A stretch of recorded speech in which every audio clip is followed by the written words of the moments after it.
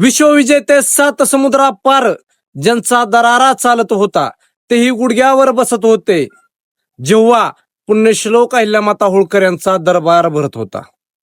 या फोटोतून असं दिसून येतं की 7 समुद्रापल्याड ज्यांचा दरारा होता विश्वविजेते इंग्रज पुण्यश्लोक अहिल्यामाता होळकर यांच्या दरबारात गुडघ्यावर बसत होते. हे उगाच बसत नव्हते.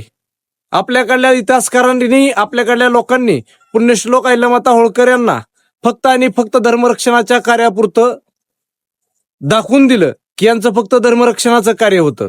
हे असं नव्हतं मित्रांनो.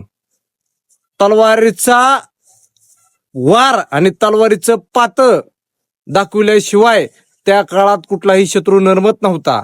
उगच गुडघ्यावरून बसत नव्हते. नमस्कार तेव्हाच घालतात लोक जेव्हा त्यांना अगोदर चमत्कार दाखवलेला असतो.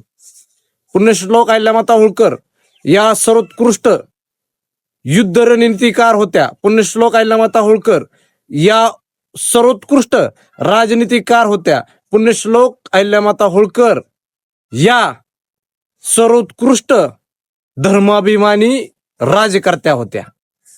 हे सर्वांनी लक्षात ठेवावं. फक्त आणि फक्त धर्मापुरतं पुण्यश्लोक अहिल्यामाता होळकर यांना बांधू नये.